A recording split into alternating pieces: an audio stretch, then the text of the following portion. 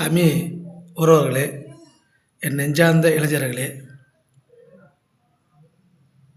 நாம் தமிழ்நாட்டுக்கு யார் நல்லவர், யார் வந்தால் சிறப்பான ஆட்சி கொடுப்பாரோ அவருக்கு ஓட்டு போடுங்க. மக்களே, சிந்தித்து ஓட்டு போடுங்க.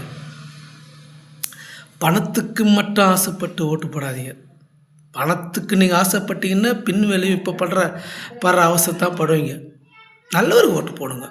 உங்களுக்கு யார் நல்லவரோ தெரியுது, போடுங்க. ஆனால் பணம் வாங்கி ஓட்டு போடாதீங்க மக்களே. தயவுசெய்து சொல்கிறேன், உங்கள் காலில் வந்து சொல்கிறேன். இந்த பணத்துக்காக ஆசைப்பட்டு நம்ம உரிமையை விட்டு கொடுக்காதீங்க. நம்ம கடமையை, நம்மளுடைய எதிர்காலத்தை விட்டு கொடுக்காதீங்க. நான் மன்றாட வேண்டிக்கிறேன்.